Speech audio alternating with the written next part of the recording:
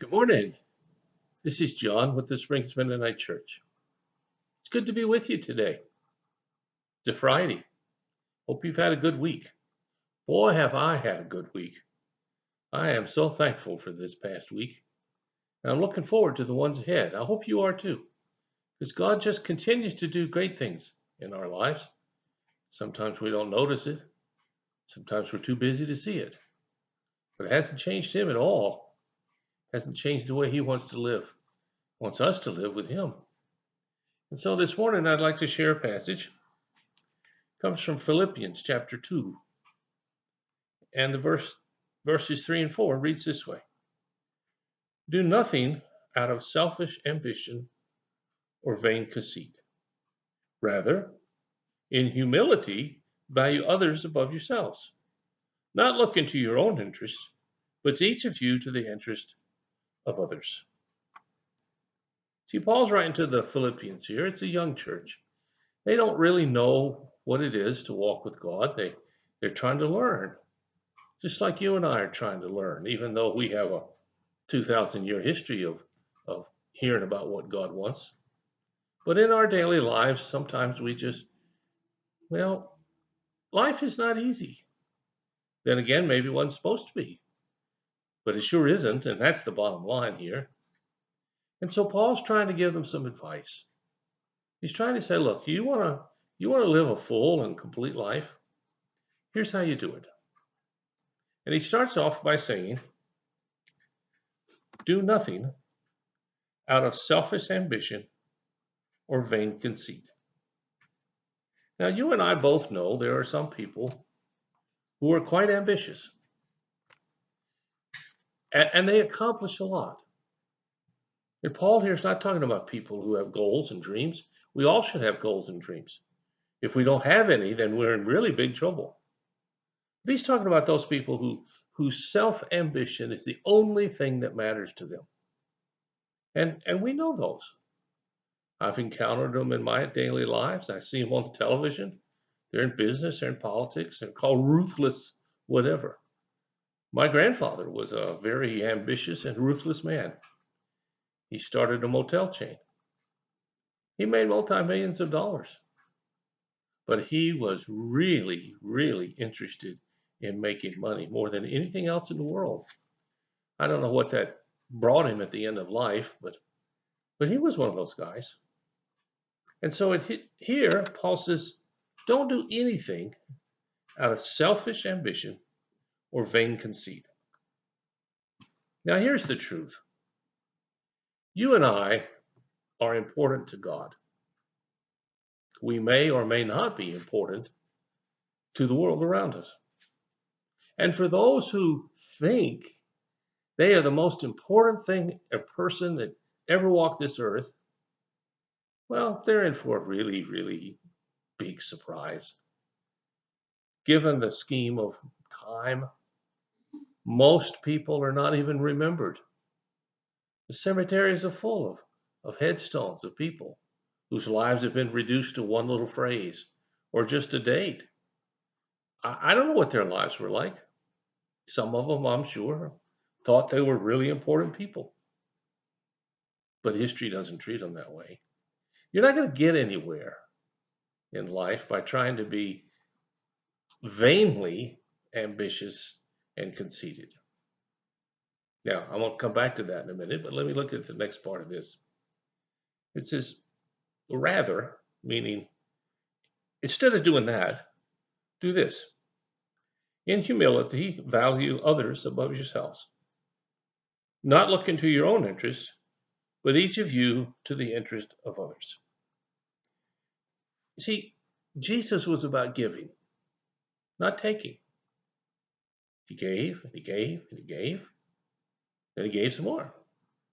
And he found that the excitement and the joy of giving was far greater than the notion of giving and taking. But you see, some people distort these two ideas here.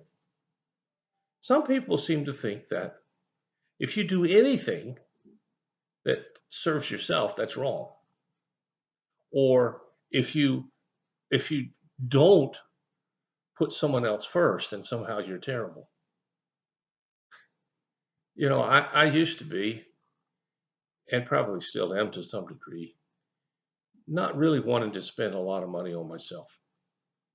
Now, I had a lot of kids and they had needs. And then one day I just sort of thought, maybe it wouldn't be so bad if I bought this thing for me. Now, that's not a selfish thing. It's just a human thing. It wasn't I was going to say, I'm no longer going to help other people. But it was to say that for right now, at this moment, I got to remember me. So there's this combination or this dichotomy, this paradox about helping others and ignoring yourself, or only concerned about yourself and ignoring others. Neither one of those extremes are what God wants. He wants us to have a heart for living and a heart for others and a heart for giving. You see, everything I own, everything I have comes from God, directly or indirectly. Oh, sure, I worked, I earned it. It's, quote, mine, but it isn't mine. God gave me so many things along the way that enabled me to have what I have. He gave me parents who instilled in me a desire for education. He gave me parents who helped mold and shape my basic personality. And then along the way, he allowed me to experience this or experience that, which helped me shape the person that I am today. And I can't take credit for any of that stuff. Well, I mean, I can, but it wouldn't be true. And so for us, for you and me today in our lives, we need to think about a good balance. Of course, helping others seems to be a lot more fun, unless, of course, you've got one of these desires to be special or important. But don't be so geared that you can't let somebody help you. A guy asked me one time, he said, why are you taking so much time to spend with me? And I said, well, a couple of reasons. One, I think you're a nice guy. But more importantly, I think you need me right now. He kind of looked at me and I said, and if this were turned around and I needed you, you'd give that time, wouldn't you? He said, I never thought about it that way. So let's learn how to give all that we can, whenever we can. And let's also learn how to let people give to us. Not because we desire it or we want it or something like that, but because they need to give too. See, in order to give, you got to have a receiver.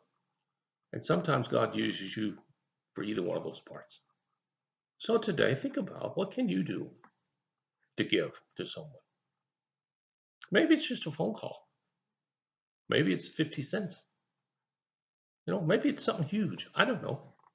But I do know this, that each one of us, every day, has the opportunity to walk with God in the ways He would walk.